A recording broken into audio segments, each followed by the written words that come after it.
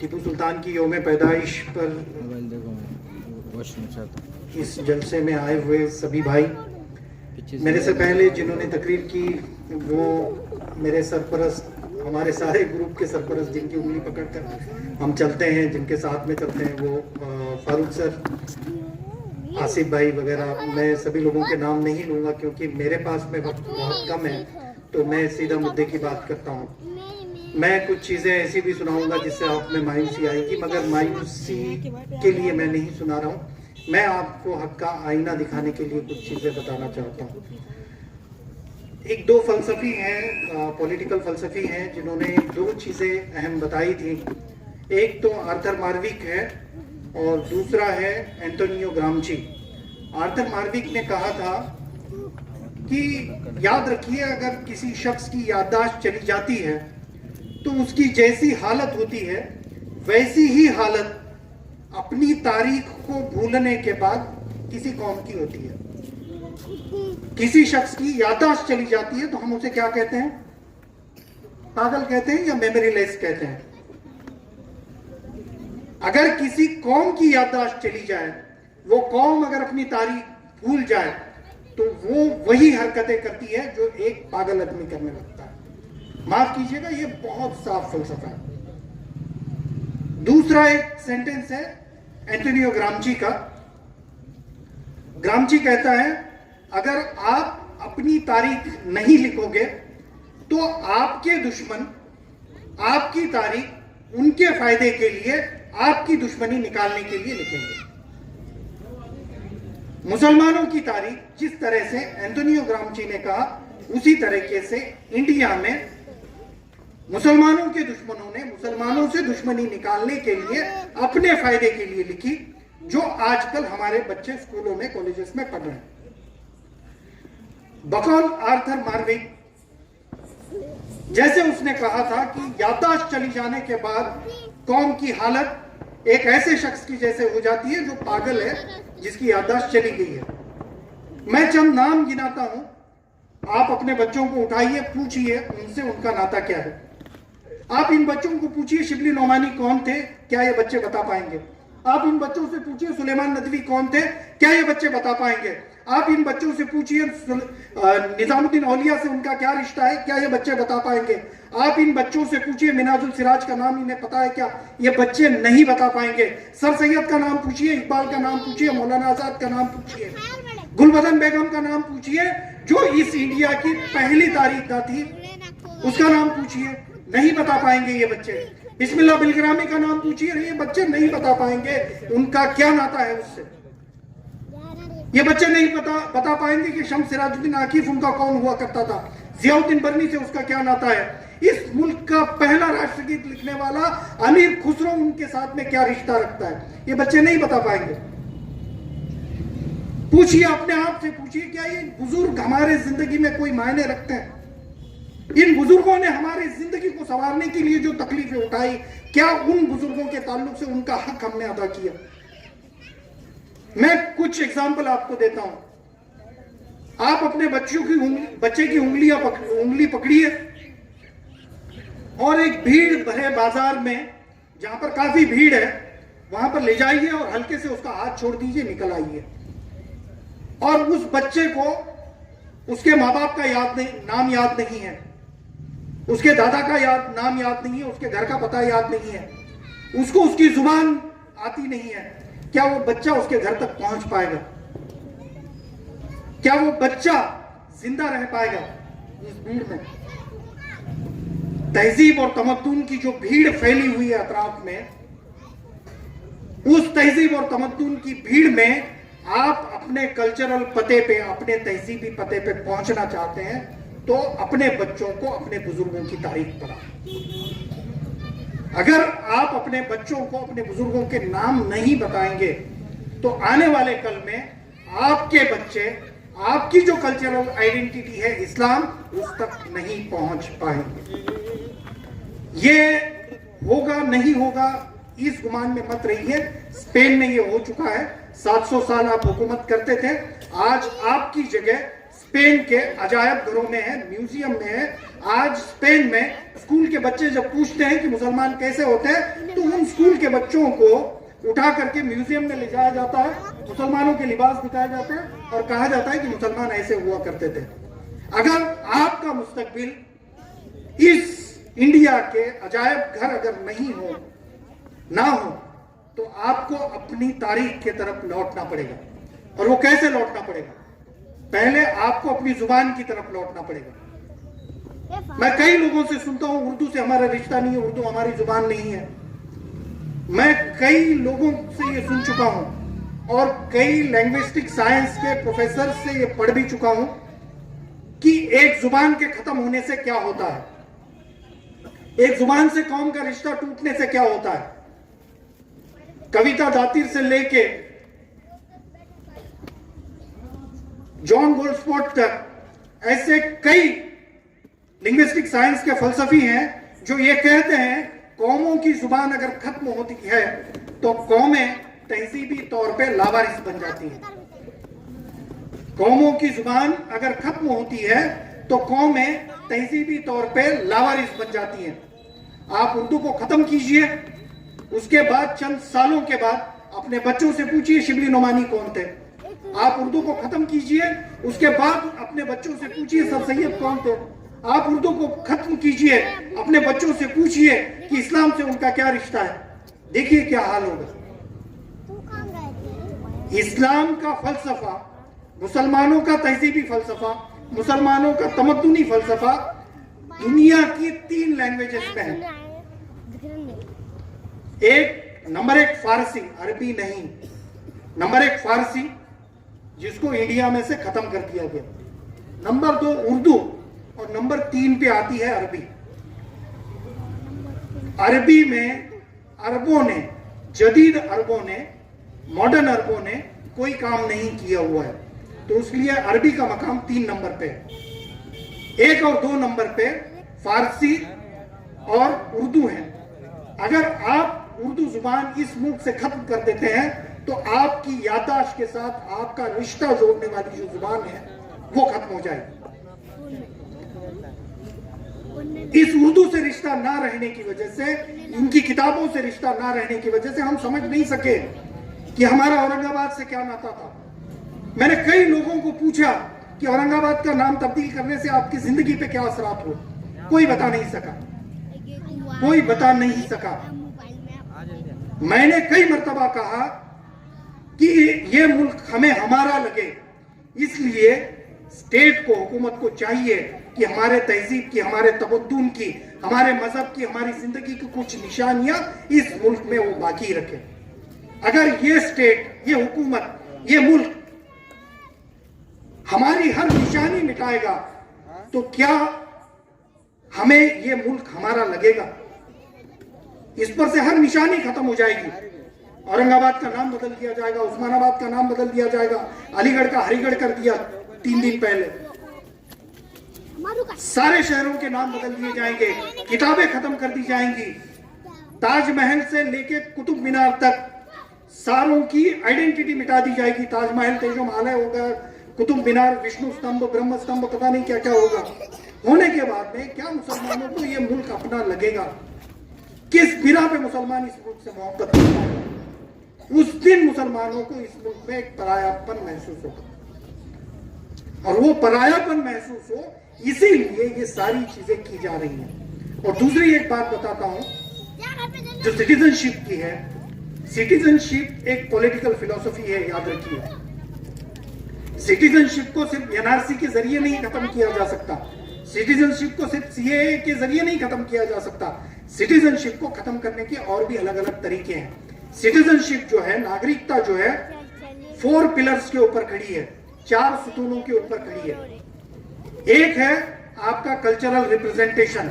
इस मुल्क में अगर आपको कल्चरल रिप्रेजेंटेशन मिलता है तो यह माना जाएगा कि आप इस मुल्क के शहरी हैं, सिटीजन हैं। अगर इस मुल्क में आपको पॉलिटिकल, दूसरा मुद्दा, दूसरा जो सुतून है नागरिकता का, वो ये है, आपको अगर पॉलिटिकल रिप्रेजेंटेशन मिल जाएगा तो ये माना जाएगा कि आप इस मुल्क के शहरी हैं। तीसरा मुद्दा, आपको इस मुल्क के मुस्तकबिल का फैसला करने का हक मिल जाएगा तो यह कहा जाएगा कि आप इस मुल्क के शहरी। चौथा मुद्दा, आपको अपनी लैंग्वेज की हिफाजत करने का और उस लैंग्वेज के जरिए अपनी आइडेंटिटी को सिक्योर करते हुए इल्म की बुनियाद रखने का अधिकार आपको मिलेगा तो यह माना जाएगा कि आप इस मुल्क के शहरी हैं।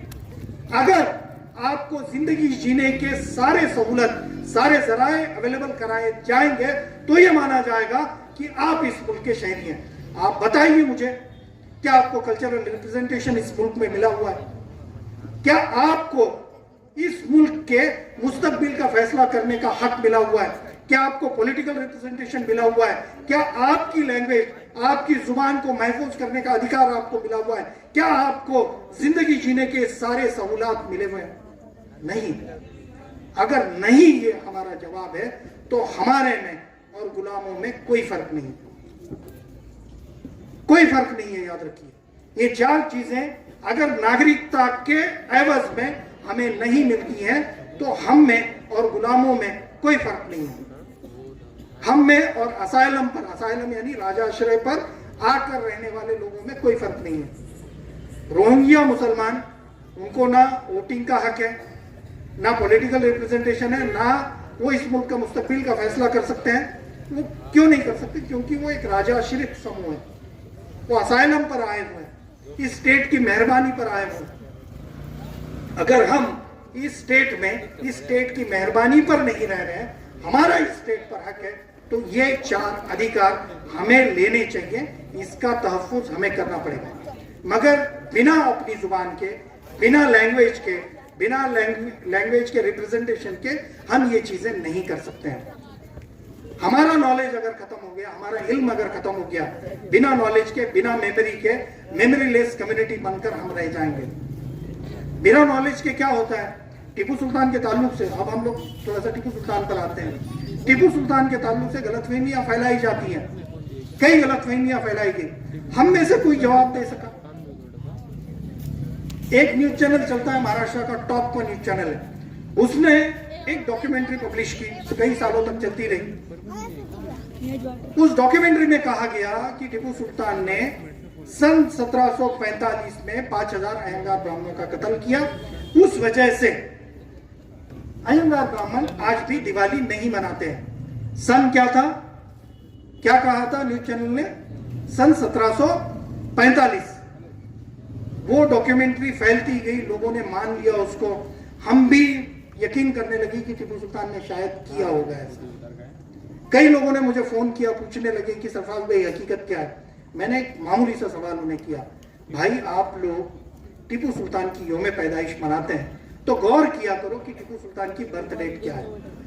टीपू सुल्तान की बर्थ डेट है 10 नवंबर 1750 और न्यूज चैनल दावा कर रहा है कि टीपू सुल्तान ने सन 1745 में 5000 अयंगार ब्राह्मणों को मार दिया, यानी पैदाइश से 5 साल पहले।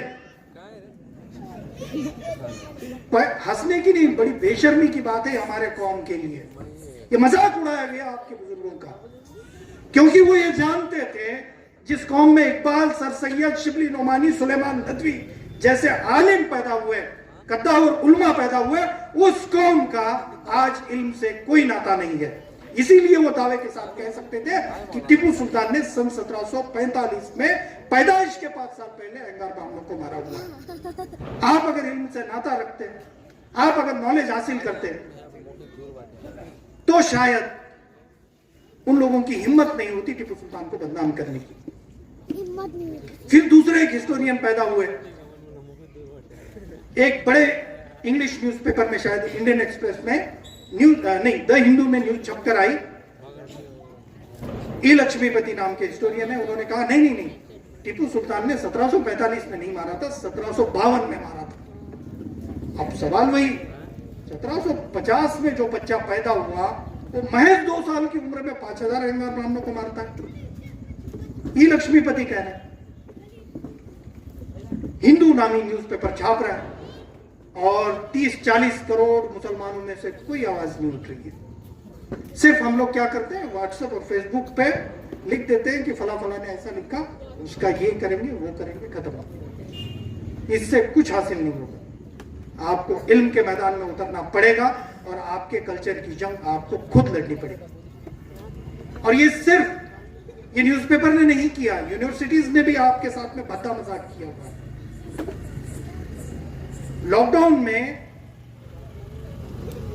2022 में लॉकडाउन के अंदर पॉलिटिकल साइंस का पूना यूनिवर्सिटी का पेपर निकला। उस पेपर में, पॉलिटिकल साइंस के पेपर में, पूना यूनिवर्सिटी ने बच्चों को सवाल किया। क्या सवाल किया? जिहाद किस टाइप का टेररिज्म है? पूना यूनिवर्सिटी ने बीए पेपर 3 में पॉलिटिकल साइंस के बच्चों को पूछा, जिहाद किस टाइप का टेररिज्म है? ऑप्शन दिए, Wahhabi terrorism, Islamic terrorism, Mohammedan terrorism, Tablighi terrorism. बच्चों ने जवाब दिया। उड़ारी न्यूज़पेपर में न्यूज छपी, मुसलमानों ने देखा, अरे नहीं ये तो बहुत बुरा हो गया, फिर खामोशी।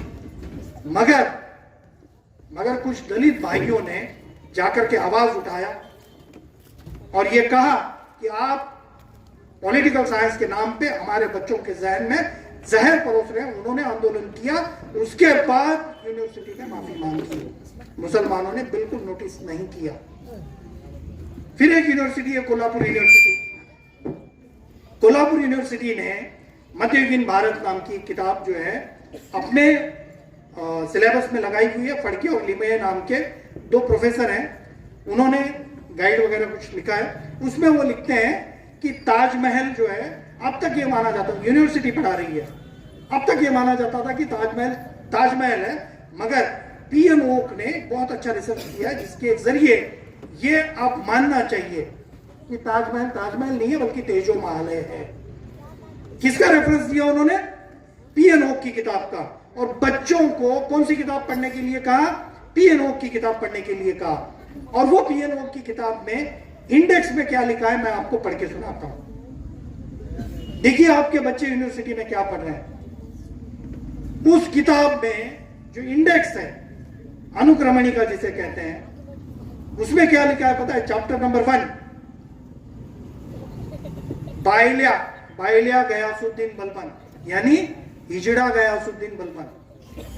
नंबर 2, इस्लामी कामुख्तेत बरटली गिनीनी रजिया सुल्तान, इस्लामी सेक्सुअलिटी का शिकार बनी हुई रजिया सुल्तान। नंबर 3, हिजड़ियांचा शौकीन अलाउद्दीन खिलजी। ये लैंग्वेज है, हिस्ट्री के किताबों में पढ़ाई जा रही है, वो भी यूनिवर्सिटी उसको सजेस्ट कर रही है, तो आपके बच्चे पढ़ रहे हैं। आप में से कितने लोगों ने पिछले 10 सालों में अपने बच्चों की सिलेबस की किताबें खोल कर देखी कि वो क्या पढ़ रहा है? हाथ उठाइए। ये कौम की हालत है। एक हमारा कोई शख्स ये नहीं कह सकता कि मैंने मेरे बच्चे के सिलेबस की किताब उठाकर देखी कि वो क्या पढ़कर आ रहा है।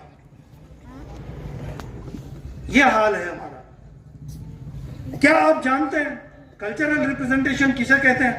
पिछले 70 साल से बाल भारती की किताबें उठाकर देखिए।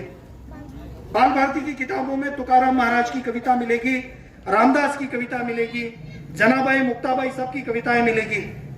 अगर यहां पर कल्चरल समानता है, इक्वलिटी है, तो संत तुकाराम के साथ में बंदा नवाज की नज़्में हमारी किताबों में क्यों नहीं आती? अगर इस मुल्क में कल्चरल इक्वलिटी है तो संत जनाबाई मुक्ताबाई के साथ में शेख मोहम्मद की कविताएं क्यों नहीं आती? फूले देशपांडे, गदी माडगुळकर के साथ में फखरुद्दीन बेन्नूर को क्यों नहीं पढ़ाया जाता? उठाकर देखिए किताबें। 70 साल में आपके बच्चों ने एक मुसलमान फलसफी अपने किताबों में नहीं पढ़ा हुआ। उन्होंने ना गालिब की शायरी पढ़ी हुई है, ना इकबाल के नगमे पढ़े हुए हैं, कुछ नहीं पढ़ा उन्होंने। फिर भी ये मुल्क बड़े फख्र से कहता है कि हम इक्वलिटी पे बिलीव करते हैं, हम समता पे बिलोंग करते हैं, हम समता को मानते हैं। जो मुल्क के पॉलिटिशियन बच्चों के किताबों में तक विषमता का जहर फैला रहे हैं, यह हाल है। क्यों है? क्योंकि हम लोग मेमोरी लेस बन चुके हैं। हम लोगों ने यह मान लिया है कि हम अकलियत हैं, हमें दूसरे दर्जे का शहरी बन के रहना है। हमें टीपू सुल्तान को याद नहीं करना है। हमें हमारे हिस्ट्री के फ्रंट फुट लीडर्स को याद नहीं करना है। हमें किन्हें याद करना है? अक्सरियत के जो आइकॉन हैं उनकी सेवा में लगे हुए मुसलमानों को याद करना है। हम किन्हें याद करते हैं? फला फला के ईमानदार मुसलमान साथी। Secondary position. आप समाज में सेकेंडरी पोजीशन लेना चाहते हैं, हिस्ट्री में सेकेंडरी पोजीशन लेना चाहते हैं, फिर उसके बाद आपको पॉलिटिक्स में भी सेकेंडरी पोजीशन मिलने लगती है। पॉलिटिक्स का रिश्ता सीधे कल्चर से जुड़ा हुआ है, कल्चर में, और कल्चर का रिश्ता जुड़ा हुआ है हिस्ट्री से। हिस्ट्री में सेकेंडरी पोजीशन, फिर कल्चर में सेकेंडरी पोजीशन, फिर पॉलिटिक्स में कल्चर सेकेंडरी पोजीशन, फिर इस मुल्क में सेकेंडरी पोजीशन। ये साफ है, ये लिंकेज है, याद रखिए। आपको बराबर की हिस्सेदारी मांगनी पड़ेगी, आपको बराबर का शहरी होना पड़ेगा। उसके बाद आप जो है इस मुल्क में वकार से जी सकेंगे। मैं कई मर्तबा देखता हूं मुसलमान इतना अपने आप को कमजोर समझने लगा है, कमजोर समझने लगा है। अक्सरियत के मोर्चे निकलते हैं तो मुसलमान उसमें पानी बांटने निकल जाता है। अक्सरियत के मोर्चे निकलते हैं तो मुसलमान झाड़ू मारने निकल जाता है। अक्सरियत के मोर्चे निकलते हैं तो मुसलमान रोशनदान लेके खड़ा होता है। 1947 के पहले ये सारे काम, याद रखिए, ये सारे काम जिन लोगों को अछूत कहा गया था वो लोग किया करते थे। जब डॉक्टर बाबा साहब अंबेडकर ने कहा कि आप मरे हुए जानवर का गोश्त खाना बंद करो, आप मरे हुए जानवर का चमड़ा निकालना बंद करो, उन अछूत भाइयों ने जवाब दिया था, इस मुल्क में रहना है तो हमें ये करना पड़ेगा। आज उन मोर्चों में झाड़ू लगाने वाले, ये काम करने वाले मुसलमानों को जाकर के पूछिए आप, वो जवाब देंगे, वही जवाब देंगे जो अछूत भाइयों ने डॉक्टर बाबा साहब अंबेडकर को उस वक्त दिया था। क्या दिया था? इस मुल्क में रहना है तो हमें ये करना पड़ेगा, ये कचरा उठाना पड़ेगा। डिप्टी सीएम है कर्नाटका के, मेरे मोबाइल में शायद वीडियो है उसका, डीके शिव कुमार। आप YouTube पर सर्च कीजिए, उनकी तकरीर मिलेगी आपको। डीके शिव कुमार जब जीत कर आए तो बड़ी तारीफ की जाने लगी, सेक्युलरिज्म का आइकॉन बनाया गया डीके शिव कुमार को। और एक वीडियो कुछ दिन के बाद वो जब डिप्टी सीएम बने तो उन्हें सेक्युलरिज्म का नया लीडर के तौर पे पेश किया गया। उनकी एक क्लिप जो है बड़ी तेजी से मुसलमान भी फैलाने लगे। उसमें पहला सेंटेंस था, मुसलमान आवर ब्रदर्स, उन्हें इस मुल्क से कौन निकालता है मैं देखता हूं। ये डीके शिव कुमार कह रहे थे, कर्नाटका के डिप्टी सीएम, इस मुल्क के सेक्युलरिज्म के नए लीडर। वो कह रहे थे कि मुसलमान आवर ब्रदर्स, उनको कैसे कौन निकालता है इस मुल्क से मैं देखता हूं। फिर वो तेजस्वी सूर्या को चैलेंज करके कह रहे थे, तेजस्वी सूर्या, अगर मुल्क से मुसलमान चला जाएगा, अब उनके एक एक लफ्ज पर ध्यान दीजिए, वो कह रहे हैं अगर मुसलमान इस मुल्क से चला जाएगा तो हमारी गाड़ियां कौन धोएगा, अगर मुसलमान इस मुल्क से चला जाएगा तो हमारे गाड़ियों की पंक्चर कौन निकालेगा, अगर मुसलमान इस मुल्क से चला जाएगा तो हमारे जानवर कौन काटेगा, अगर मुसलमान इस मुल्क से चला जाएगा तो हमारी गाड़ियां रिपेयर कौन करेगा। ये पोजीशन है आपकी सोसाइटी में सेक्युलरिज्म में, क्योंकि आप अपने वकार से पॉलिटिक्स करना नहीं चाहते। जिस कौम का पॉलिटिकल फलसफा उसके नबी ने बताया, जिस कौम के नबी ने एक पॉलिटिकल मजहब की बुनियाद रखी, वो कौम आज मस्जिदों में कह रही है सियासत हराम है, मजहब में सियासत हराम है, सियासत हराम है।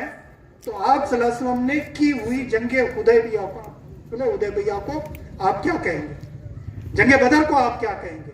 ये सारा पॉलिटिक्स है, याद रखिए, आपको पॉलिटिक्स में उतरना पड़ेगा। तो ये सारी चीजें आपकी हिस्ट्री से, कल्चर से जुड़ी हुई हैं, इसको समझना सीखिए, ये समझ लीजिए। अब आते हैं हम लोग टीपू सुल्तान की तरफ। टीपू सुल्तान को क्यों बदनाम किया जाता है, हैदर अली को क्यों बदनाम किया जाता है? वजूहात होती हैं। कल्चरल पॉइंट्स छुपे होते हैं पूरी हिस्ट्री के अंदर। क्यों बदनाम किया जाता है? दो अहम चीजें हैं। एक, हैदर अली दक्कन के आखिरी हिस्से में दक्षिण भारत में चले गए थे, केरला की तरफ, उसे दक्कन में शुमार नहीं किया जा सकता। दक्षिण भारत में चले गए थे, मालबार के किनारे पर। वहां के अछूत भाइयों ने उनसे मुलाकात की। मुलाकात करके कहा कि हम पर यहाँ के नायर लोग जो है काफी जुल्म करते हैं, आप इंसाफ करने वाले बादशाह हैं, आप हमें इंसाफ दिलाइए और उनके जुल्म और ज्यादती से हमें निजात दिलाइए। तो हैदर अली ने इस मुल्क का पहला अनटचेबिलिटी के खिलाफ का कानून बनाया। उस कानून में 5 पॉइंट्स थे। 3 पॉइंट्स काफी अहम थे उस कानून के अंदर। नंबर 1 था, हैदर अली लिखते हैं, मेरे मुल्क में अगर नायरों को रहना है तो उन्हें आज से दलितों के बराबर रहना पड़ेगा। इसके बाद से, इस कानून के बाद से इस मुल्क में कोई ऊंचा और नीचा नहीं होगा, सारे इंसान एक समान होंगे। नंबर 1। नंबर 2, उस कानून में हैदर अली लिखते हैं, नंबर 2, आज से पहले अछूतों को नायरों के घोड़े के पीछे उनकी बारातों में नंगा दौड़ना पड़ता था, नंगे बदन दौड़ना पड़ता था। इस जालिमाना प्रथा को आज से खत्म किया जाता है। नंबर 3, इससे पहले सिर्फ नायरों को हथियार इस्तेमाल करने की परमिशन थी।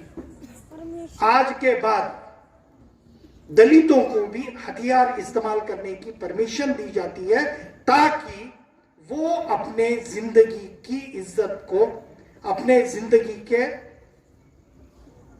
पोजीशन को बचा सके। ये 3 कानून हैदर अली ने बनाए, अनटचेबिलिटी को खत्म किया। मनुवाद ने जिन दलितों को हथियार इस्तेमाल करने की परमिशन नहीं दी थी, वो परमिशन हैदर अली ने दी। इसलिए मनुवादी व्यवस्था के समर्थक हैदर अली को अपना दुश्मन मानते हैं और इसलिए उनको बदनाम करते हैं। नंबर 1। अब नंबर 2, हैदर अली को क्यों बदनाम किया जाता है, टीपू सुल्तान को क्यों बदनाम किया जाता है? इसकी दूसरी वजह थी, जब अंग्रेज इस मुल्क पर हावी हो रहे थे, सारे मुल्क को तबाह और बर्बाद कर रहे थे, उस वक्त हैदर अली ने पेशवाओं को, निजाम हैदराबाद को, अदोनी के नवाब को, इसमें मुसलमान भी हैं, हिंदू भी हैं, सबको लेटर लिखे और कहा कि देखिए, हमारे अंदर का जो झगड़ा है, आपसी झगड़ा है, हम लोग बाद में बैठकर निपटा लेते हैं। आज जो मुल्क के बाहर से जो दुश्मन आया हुआ है, उस दुश्मन से हम निपटते हैं, वरना हमारा मुस्तकबिल बहुत खतरनाक होगा। मगर हैदर अली ने जब ये लेटर लिखा, तारीख गवाह है, किसी ने उन्हें सपोर्ट नहीं किया। कुछ दिन के बाद राघोबा पेशवा ने पूना के ऊपर अंग्रेजों की मदद लेकर अटैक किया। उसके बाद में पेशवाओं की आंखें खुली, वो कहने लगे, अरे ये हैदर अली तो बिल्कुल सही कह रहा था, अंग्रेज हमें खत्म करने निकले हुए हैं, तो हमें जो है हैदर अली का साथ देकर अंग्रेजों का इस मुल्क से सफाया कर देना चाहिए। फिर नाना फडणवीस ने हैदर अली को खत लिखा, निजाम को खत लिखा, नागपुर के लोगों को खत लिखा, सभी मुल्क के लोगों को खत लिखकर कहा कि हम इकट्ठा आएंगे। फिर इन लोगों में एक एग्रीमेंट होता है। एग्रीमेंट के तहत दक्कन में लड़ने की जिम्मेदारी निजाम हैदराबाद को दी जाती है, मैसूर के एरिया में लड़ने की जिम्मेदारी हैदर अली को दी जाती है, और मध्य भारत में लड़ने की जिम्मेदारी पेशवा लेते हैं। और जब ये जिम्मेदारी हैदर अली को दी जाती है, उसी वक्त हैदर अली के पीठ पर कैंसर की जख्म होती है। उम्र की 60 साल पूरे हो चुके हैं, पीठ पर कैंसर की जख्म है। उस वक्त में हैदर अली इस मुल्क की आजादी के लिए पेशवाओं के साथ, निजाम के साथ मुआहदा करते हैं, जंग के मैदान में उतरते हैं, लड़ने लगते हैं, कभी मालबार के किनारे पे, कभी नरसिंह नारायण पेट की छावनी पे, कभी पांडिचेरी में, कभी केरला के किनारों पे, ऐसा अलग अलग जगह तकरीबन 600-700 किलोमीटर की एरिया में घूमकर हैदर अली लड़ते हैं, अंग्रेजों को हराते हैं। मद्रास के जो अंग्रेज हैं वो भागकर कोलकाता चले जाते हैं, और मैंगलोर के जो अंग्रेज हैं वो भागकर बंबई चले जाते हैं। दक्कन में से तकरीबन अंग्रेजों का सफाया हो जाता है। उस वक्त जो पेशवा हैदर अली को जंग के मैदान में उतारते हैं, वो पेशवा सोचने लगते हैं कि हैदर अली अगरचे अंग्रेजों को हरा सकता है, अंग्रेजों का सफाया कर सकता है, तो आने वाले कल में वो हमें भी मुल्क से खत्म कर सकता है। जो हैदर अली पीठ पर कैंसर की जख्म लेके 60 साल की उम्र में इस मुल्क की आजादी के लिए लड़ रहा था, उस हैदर अली के खिलाफ पेशवा ब्रिटिशों को खत लिखते हैं और कहते हैं जिस हैदर अली के डर से आप भाग कर जा रहे हैं, उस हैदर अली से हम आपको बचाते हैं, वापस आइए। कैंसर की जख्म पीठ पर लेके मुल्क की आजादी के लिए हैदर अली लड़ रहा है, और उस मुल्क की आजादी को अंग्रेजों के जूते तले रौंदने का काम पेशवाओं ने किया। इसीलिए पेशवाओं के वारिसों को हैदर अली की हिस्ट्री खलती है, चुपती है, उसी लिए वो हैदर अली को बदनाम करने लगते हैं। इतनी साजिशें होने के बावजूद हैदर अली लड़ते हैं। सन 1782 में 6 दिसंबर सन 1782 को हैदर अली का नरसिंह नारायण पेट की छावनी में इंतकाल होता है, वो शहीद हो जाते हैं। सिर्फ टीपू सुल्तान शहीद नहीं है, हैदर अली भी शहीद है, शहीद हो जाते हैं। उसके बाद में टीपू सुल्तान हुकूमत में आते हैं। टीपू सुल्तान हुकूमत में आने के बाद क्या हुआ, सावरकर ने एक किताब लिखी हुई है, साहस सोनेरी पानी। सावरकर उस किताब में लिखते हैं, टीपू सुलतान ने सत्तेत येताच लक्षावधीच्या संख्येत हिंदूंना पाठवण्याचे आदेश दिले आणि हिंदूंच्या स्त्रियांना बटकीन करून जनानखान्यात कोंबण्याचा आदेश काढला। त्यामुळं मुसलमानांनी लक्षावधीच्या संख्येत हिंदूंच्या सुलता केल्या, कत्तली केल्या आणि त्यांच्या स्त्रिया पाठवल्या। अब इसके बाद सावरकर लिखते हैं, मी हा जो काही इतिहास लिहिलाय, हा सगळा इतिहास कर्नल माइल्स नावाच्या ब्रिटिश अधिकाऱ्याच्या वृत्तांतावरून लिहिलाय।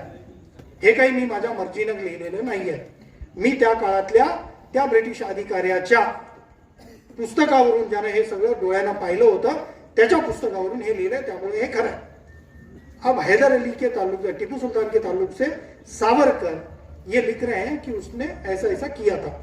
तो मैंने सोचा अगर इतना जालिम बादशाह है तो इसकी तारीख लिखने की जरूरत नहीं है, मगर सावरकर पर भरोसा रखने की भी जरूरत नहीं है, क्योंकि सावरकर भरोसे के लायक नहीं है। क्रॉस चेक करेंगे, तो मैंने क्रॉस चेक करना शुरू किया। तो मुझे एक हिस्टोरियन का लेटर लिखा, जिन्होंने, मोहिबुल हसन उनका नाम, उन्होंने ब्रिटिश म्यूजियम,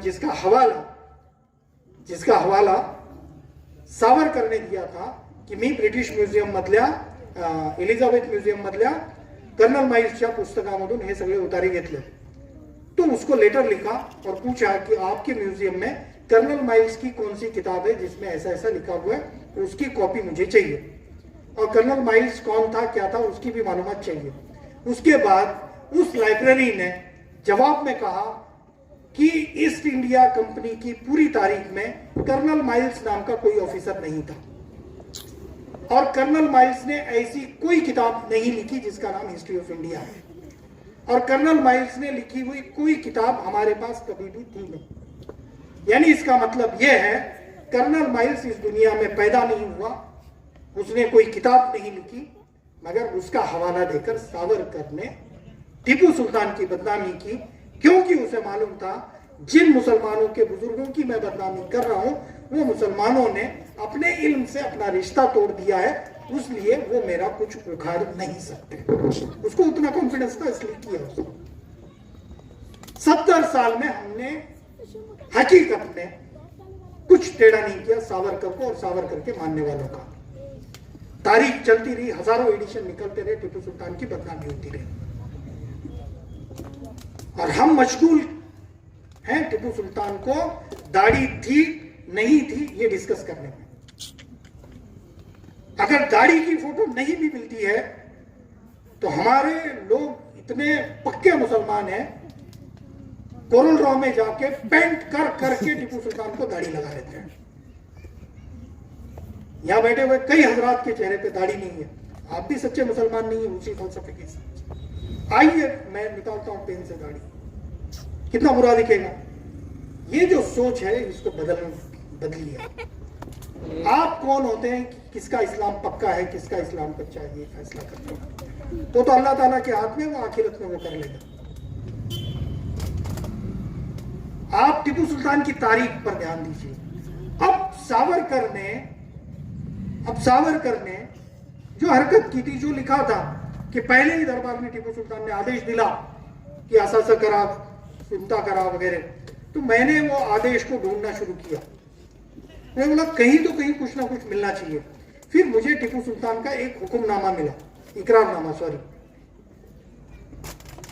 एक इकरारनामा मिला एशियाटिक सोसाइटी में।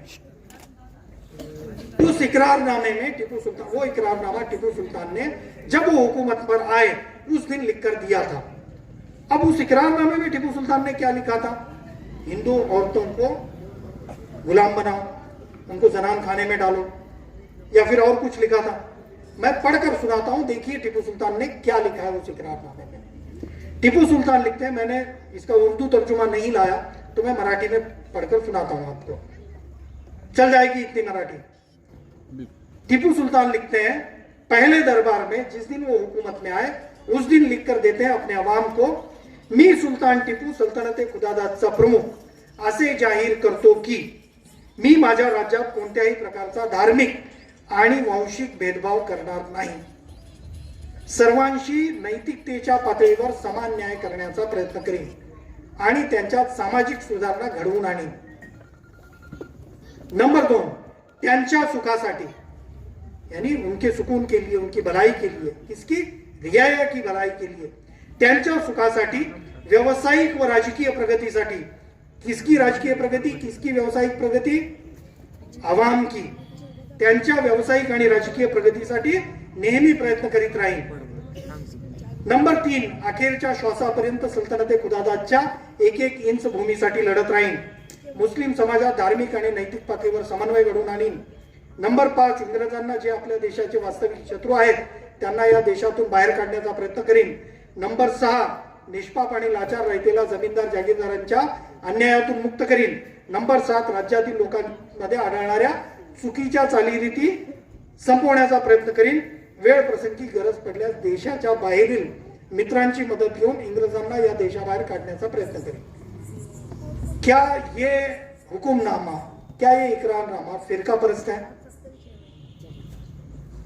इसके बावजूद सावरकर ने लिखा कि टीपू सुल्तान फिरका परस्त था, क्योंकि उसने पहला इकरारनामा जो निकाला वो फिरका परस्त था। ये क्यों लिख सका? क्योंकि आपकी गफलत का उसको अंदाजा था। टीपू सुल्तान ने सिर्फ एक इकरारनामा नहीं लिखकर दिया, इससे पहले भी जब शहजादे के तौर पे टीपू सुल्तान की अनाउंसमेंट होने लगी थी उस वक्त भी एक इकरारनामा टीपू सुल्तान ने लिखकर दिया। वो इकरारनामे में भी 8 पॉइंट थे। वो इकरारनामा अवाम को नहीं लिखकर दिया, अपने वालिद मोहतरम हैदर अली को लिखकर दिया। क्यों लिखकर दिया? कि हैदर अली चाहते थे कि मेरा बेटा शहजादा बनने के बाद ये चीजें ना करे। तो हैदर अली को टीपू सुल्तान ने लिखा हुआ इकरारनामा मैसूर की सेंट्रल लाइब्रेरी में महफूज है, आप जाकर देख सकते हैं। उस इकरारनामे में 8 पॉइंट है। क्या है मैं पढ़कर सुनाता हूं। नंबर 1, ईश्वरी आचार संहितेप्रमाणे, यानी कुराणाची मार्गदर्शक तत्वे त्याप्रमाणे जीवन जगण्याचा प्रयत्न करीन। ईश्वरी आचार संहितेत निषिद्ध, यानी कुरान में हराम ऐसी जो भी चीज है, निषिद्ध अशी कोणतीही कृती करणार नाही, तशी कृती केल्यास जी शिक्षा असेल ती द्यावी। एक शहजादा लिखकर दे रहा है, जो सजा हो वो मुझे दीजिए।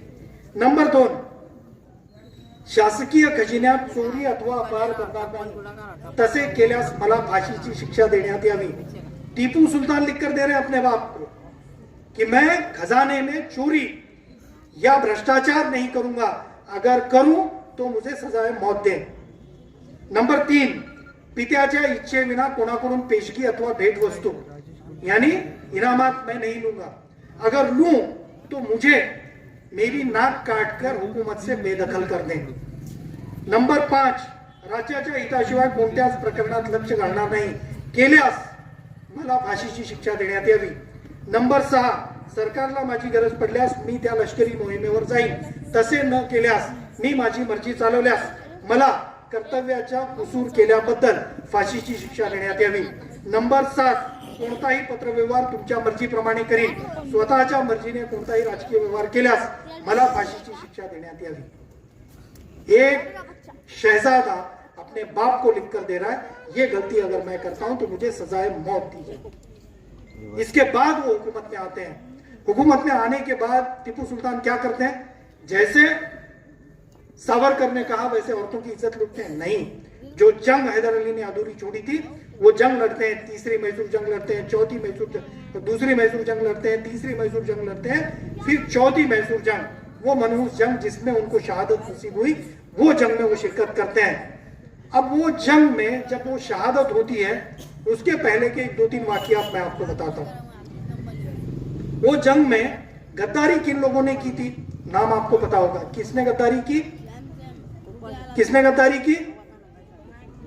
मीर सादिक ने गद्दारी की। आपको ये तो नाम पता होता है, मीर सादिक ने गद्दारी की। मगर ये मीर सादिक जो है ये नंबर 2 का गद्दार है। नंबर 1 का जो गद्दार है वो पंडित पुरनैया। ये पंडित पुरनैया, इसके पास में टीपू सुल्तान ने कुछ किताबों के जरिए 1000 रॉकेट लॉन्चर, कुछ किताबों के जरिए 3000, कुछ किताबों के जरिए 5000 रॉकेट लॉन्चर दिए हुए थे। हम समझ लेते हैं 2000 दिए हैं या 1000 दिए हैं, चलो मान लेते हैं।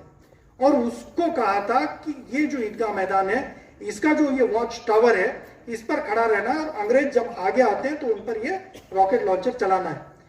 एक रॉकेट लॉन्चर अगर इस्तेमाल किया जाता है, एक रॉकेट इस्तेमाल किया जाता है तो 10 लोग और 10 घोड़े घायल होते हैं। 1000 × 10 कितने घायल हुए? 10,000 हुए। फिर अंग्रेज आगे बढ़ सकते थे क्या? बिल्कुल नहीं, जंग वहीं खत्म होती थी। मगर इस पंडित पुरनैया ने गद्दारी की, अंग्रेजों को आगे आने दिया, अंग्रेज आगे आए। फिर जो दरवाजा है, डोडी दरवाजा, वहां पर ये मीर सादिक खड़ा हुआ था, उसने दरवाजा खोला। फिर अंग्रेज अंदर आए और उन्होंने टीपू सुल्तान को शहीद कर दिया। फिर टीपू सुल्तान के सारे खजाने को लूटने का वगैरह काम चल रहा था। उस वक्त 2 अहम वाकयात हुए। वो वाकयात इस मुल्क की असल तारीख को, इस मुल्क के असल वजूद को, इस मुल्क की असल जात को बयान करते हैं, याद रखिए। मीर सादिक अंग्रेजों के साथ किले में घूम रहा है, कुछ चीजें हासिल कर रहा है। उस वक्त एक हिंदू सिपाही जिसका नाम नागप्पा है, लहू लुहान पड़ा हुआ है जमीन पर। वो देखता है मीर सादिक को कि मीर सादिक उसके सामने से गुजर रहा है। वो आवाज देता है कि मीर सादिक साहब मेरे करीब आइए, मुझे टीपू सुल्तान का एक राज आपको बताना है। मीर सादिक करीब आता है। नागप्पा कहता है जो लहू लुहान है, जिसकी चंद सांसें बची हुई हैं, वो कहता है नहीं नहीं, घोड़े से उतरिए और करीब आइए। वो करीब आता है। फिर और नागप्पा कहता है और करीब आइए। जैसे ही वो करीब आता है, वो लहू लुहान पड़ा हुआ जिसकी चंद सांसें बची हुई है, वो नागप्पा अपने हाथ की तलवार उठाता है और मीर सादिक की गर्दन कलम करते हुए कहता है जिसने मेरे बादशाह से गद्दारी की उसे इस दुनिया में रहने का हक नहीं है। वो नागप्पा हिंदू है जिसने अपने बादशाह के साथ वफादारी की। वो बादशाह मुसलमान है जिसने गद्दारी की। वो मुसलमान है जिसके साथ मिलकर गद्दारी की। वो क्रिश्चियन है जिसके खिलाफ टीपू सुल्तान लड़ रहे थे, वो क्रिश्चियन है। यहां मजहब का मामला कहीं भी नहीं है, कहीं भी नहीं है, बिल्कुल कहीं नजर नहीं आता मजहब का मामला। ये जंग सिर्फ और सिर्फ इस मुल्क के किसानों के भलाई की जंग थी। वो कैसे थी मैं आगे बताऊंगा। फिर इसके बाद खुर्शीद मुस्तफा रिजवी ने अपनी किताब एक ब्राह्मण लड़की को नजर की हुई है। वो ब्राह्मण लड़की कौन है पता है आपको? एक ब्राह्मण लड़की, जब ये शहादत हुई, अफरा तफरी मची हुई है, फसाद मची हुई है श्रीरंगपटना के किले में, अपने घर के दरवाजे में बैठी हुई है और वो देख रही है कि लोग भाग रहे हैं। उस वक्त ये ब्राह्मण लड़की लोगों को आवाज देती है, अरे क्यों भाग रहे हो? लोग कहते हैं कि अपना बादशाह मर गया और हमारा मुस्तकबिल यहाँ पर खत्म हो गया, हमें भाग जाना चाहिए। ब्राह्मण लड़की कहती है अगर बादशाह मर भी गया तो बादशाह के बेटे जिंदा है, हमें लड़ना चाहिए, आप भाग कर मत जाइए। लोग सुनते नहीं है तो ब्राह्मण लड़की उठती है, नाबालिग ब्राह्मण लड़की घर में जाती है, अपने बाप की तलवार निकालती है, लड़ते लड़ते उसी जगह शहीद हो जाती है जिस जगह टीपू सुल्तान की लाश पड़ी हुई थी।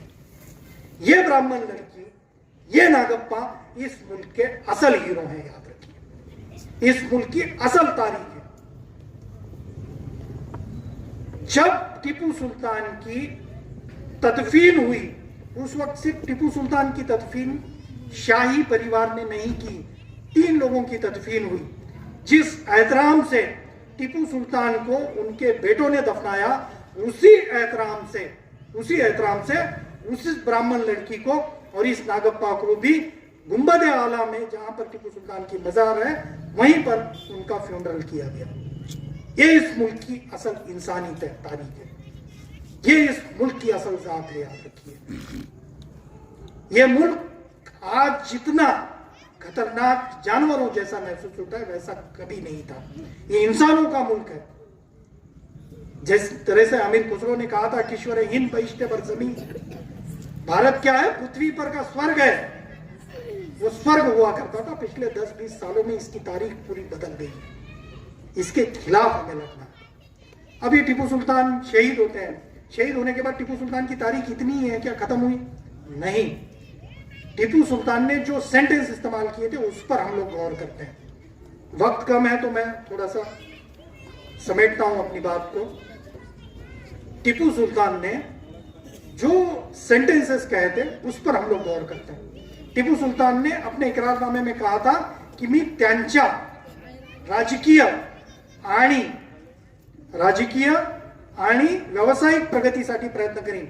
व्यावसायिक प्रगति यानी क्या? टीपू सुल्तान ने एक डैम बनाया जिसका नाम था मही धरण, मही डैम। मही डैम बनाने के बाद में टीपू सुल्तान ने एक कतबा लगाया जिसे हम लोग शिलालेख कहते हैं, जो मस्जिदों पर वगैरह लगा हुआ रहता है, फारसी में जिस पर लिखा हुआ रहता है, वो कतबा लगाया। कतबे में लिखा टीपू सुल्तान ने कि मैं ये डैम क्यों बना रहा हूं। क्या लिखा टीपू सुल्तान ने? टीपू सुल्तान ने लिखा कि मेरे मुल्क की काश्तकारी काफी कमजोर है।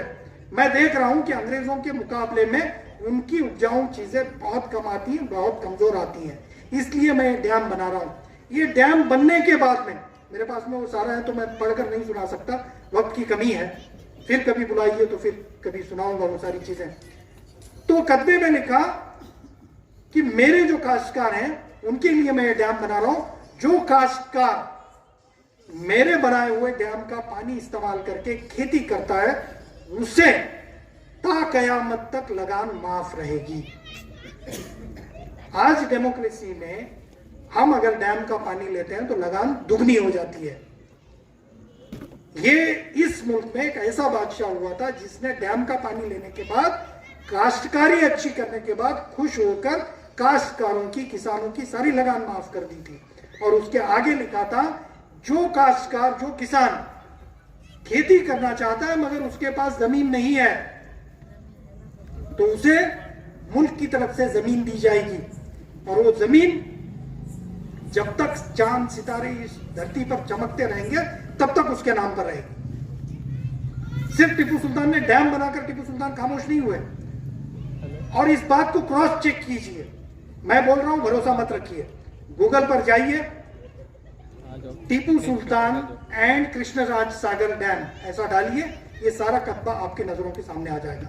कृष्णराज सागर डैम के गेट पर एक कतबा लगाया हुआ है। क्यों लगाया हुआ है पता है आपको? 1920-30 के दशक में जब कृष्णराज वड़ियार अंग्रेजों की मदद से जर्मनी के इंजीनियर बुलाकर डैम बनाने के लिए, कृष्णराज सागर डैम बनाने के लिए खुदाई कर रहे थे, उस वक्त टीपू सुल्तान का ये कतबा वहां जमीन में गड़ा हुआ मिला। मिलने के बाद एक अंग्रेज सिपाही अपने डायरी में लिखता है, आज हमारे पास इतनी मॉडर्न टेक्नोलॉजी है जिसका इस्तेमाल करके हमने ये जमीन डैम बनाने के लिए मुकर्रर की, मगर इस मुल्क में ऐसा कौन सा बादशाह था टीपू सुल्तान नामी जिसके पास हमारे से 100 साल पहले हमसे मॉडर्न टेक्नोलॉजी थी, जिसके जरिए हम आज जो जमीन डैम बनाने के लिए मुकर्रर कर रहे हैं वही जमीन उसने उस वक्त मुकर्रर की थी। ये लिखा हुआ है। हमें सिर्फ रॉकेट की टेक्नोलॉजी पता है, टीपू सुल्तान का ये मॉडर्नाइजेशन हमें पता नहीं है। आप जाकर देखिए, डालिए। फिर टीपू सुल्तान का एक खिलौना है, वो खिलौना बहुत अजीब है। आप अगर डालेंगे toys of Tipu Sultan YouTube पर जाकर, वो खिलौना आपके सामने आएगा। वो खिलौना कैसा है पता है आपको? अंग्रेज सिपाही नीचे लेटा हुआ है, उसके ऊपर शेर बैठा हुआ है।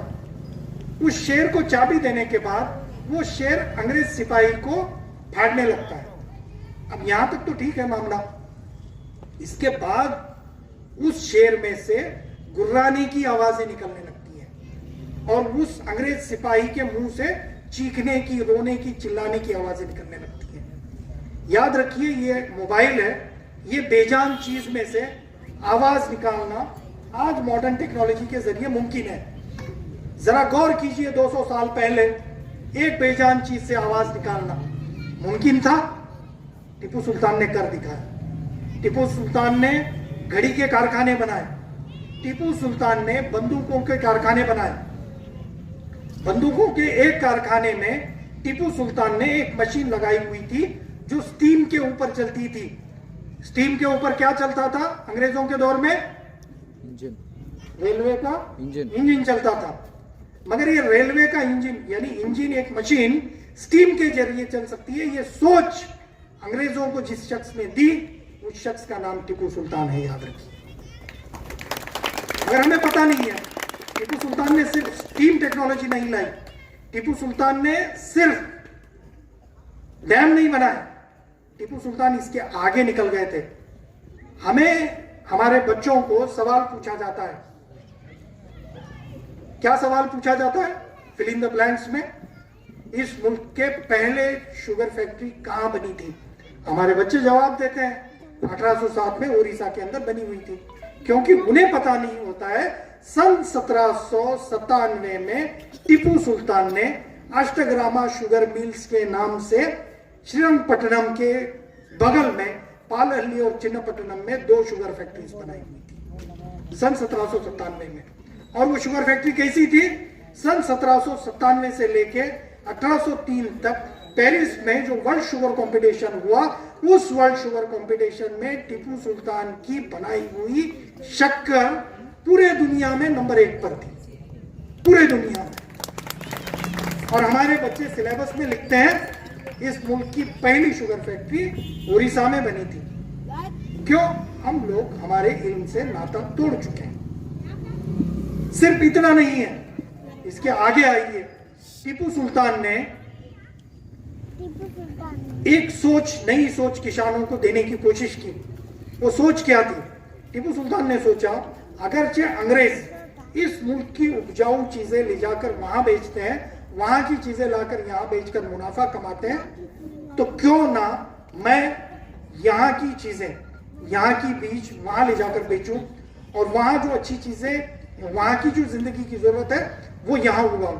तो टीपू सुल्तान ने रेशम के कीड़े चीन से मंगवाए, अलग अलग जगह से अलग अलग बीज मंगवाए, तुर्कस्तान से, कराची से, सऊदी अरेबिया से, इंग्लैंड से, फ्रांस से मंगाए। मंगाने के बाद में टीपू सुल्तान ने वो डायरेक्ट किसानों को नहीं दिए। डायरेक्ट किसानों को देते और उनकी फसल बर्बाद हो जाती तो किसान परेशान हो जाते।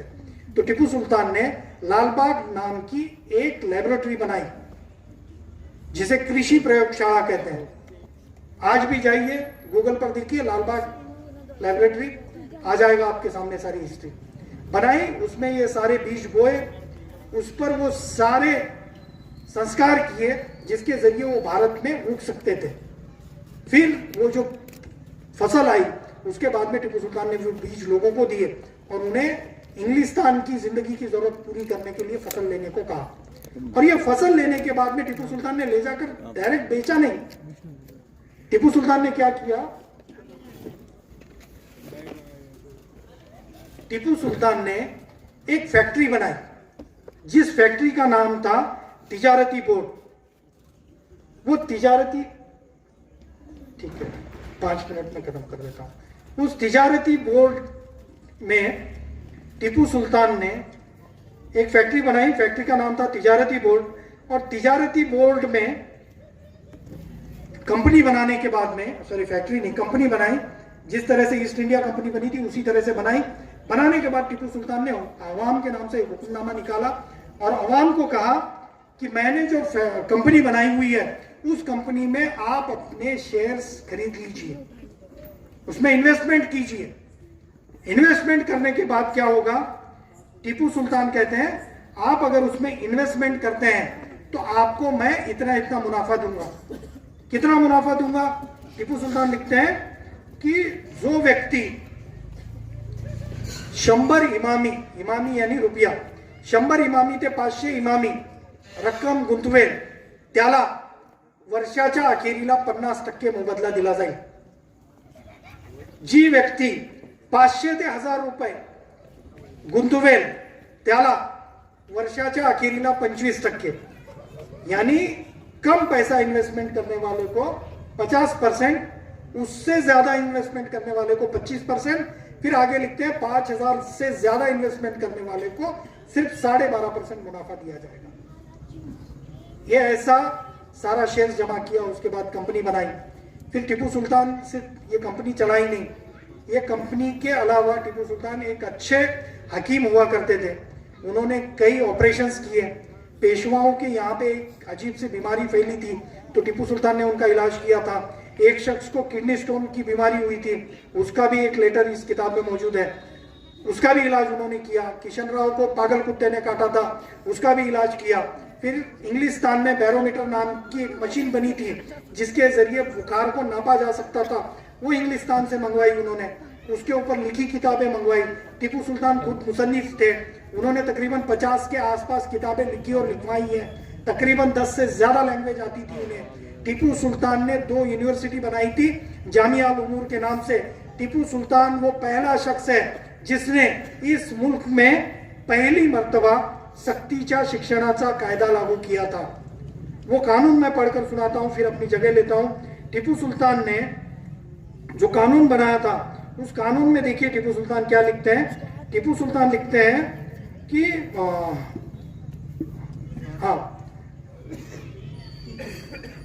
टीपू सुल्तान लिखते हैं, सर्व मुलांची नावे, त्यांच्या पालकांची नावे आणि त्यांच्या पुस्तकांची नावे यांची माहिती हुजुराती द्यावी. जर एखाद्याचा मुलगा शिकण्यास येत नसेल तर शिक्षकांनी त्याची माहिती तालुकेदाराला द्यावी. ही माहिती मिळाल्यानंतर तालुकेदाराने मुलांना बोलावून त्यांना शिक्षकांच्या सुपूर्द करावे आणि ज्या पालकाने, ज्या पित्याने आपल्या मुलांना शाळेत पाठवण्यास मनाई केली त्याला 25 फटक्यांची शिक्षा देण्यात येईल. यह कानून था. इसके बाद टीपू सुल्तान ने जनगणना कराई. जनगणना करा के बेकारों की मालूमात ली और बेकारों के हुनर की मालूमात ली, और जिसके पास जो हुनर है उस हुनर में उसको काम करने के लिए बिना सूद का कर्जा भी दिया और बाद में कर्जे माफ भी किए जो अच्छे तरीके से काम कर रहे थे. ऐसी कई चीजें हैं जो बताई जा सकती हैं. तकरीबन 1.5-2 घंटे लगते हैं, मगर मसला ये था कि आप लोगों में से कई लोगों को शायद वर्ल्ड कप की मैच देखनी थी, तो जलसा बहुत देर से शुरू हुआ, उस वजह से ये सारी चीजें मैं बता नहीं सका. जाते जाते मैं एक वाकया सुनाता हूँ सर सैयद का. सर सैयद ने अलीगढ़ मुस्लिम यूनिवर्सिटी बनाई. बनाने के बाद कुछ सालों के बाद सर सैयद ने अपनी सारी प्रॉपर्टी, सारी जायदाद जो है वो अलीगढ़ यूनिवर्सिटी, उस वक्त मोहम्मदन कॉलेज था, उसके नाम वक्फ कर दी. वक्फ करने के बाद उनका एक दोस्त उनके पास आया और कहने लगा, सर सैयद ये क्या पागलपन है, अपने मुस्तकबिल के लिए कुछ तो बचा कर रखते. तो सर सैयद कहने लगे, भाई मैंने ये मेरे मुस्तकबिल के लिए ही किया है. तो सर सैयद का दोस्त कहने लगा कि ये कैसा मुस्तकबिल का फैसला इतना अजीब कि तुमने अपने लिए कुछ भी बचा कर नहीं रखा. तो सर सैयद ने उस वक्त एक तारीखी जुमला कहा था, वो याद रखिए और वही आपके साथ इस मुल्क में हो. सर सैयद ने कहा था, अगर मैं ये ना करूं, मेरा मदरसा ना चले, अगर मुसलमान जदीद तालीम हासिल ना करे, तो मैं मेरे कौम के बच्चों का मुस्तकबिल जेल के सलाखों के पीछे देख रहा हूं. देखिए आज आपके बच्चे कहां हैं, गौर कीजिए उस हालात पे. उन्हें अगर उस हालात से बाहर निकालना है तो आपको जदीद तालीम हासिल करनी पड़ेगी. इंग्लिश सीखना पड़ेगा, मराठी सीखना पड़ेगा, हिंदी सीखना पड़ेगा, उर्दू जो आपकी मादरी जुबान है उससे भी रिश्ता रखना पड़ेगा. ये सारी चीजें करनी पड़ेगी. जदीद तालीम हासिल करने के लिए आप अपनी कल्चर को नहीं छोड़ सकते और अपनी कल्चर के लिए जदीद तालीम को हासिल नहीं कर सकते. जदीद तालीम और आपकी कल्चरल जुबान, ये आपकी 2 आंखें हैं. कोई ये कहे इनमें से आपकी कौन सी आंख प्यारी है और कौन सी आंख से आप नफरत करते हैं, उसको मैं फोड़ देता हूं. क्या आप इजाजत देंगे? आप अपनी एक आंख जिस तरह से खोना नहीं चाहते, उस तरीके से इस मुल्क की जुबानें, जदीद उलूम की जुबानें, और अपनी कल्चर की जुबानों को भी आप खो नहीं सकते। अगर खोते हैं तो आप मेमोरीलेस बन जाएंगे। आप में और एक पागल इंसान में कोई फर्क नहीं रहेगा। शुक्रिया, जज़ाकल्लाह।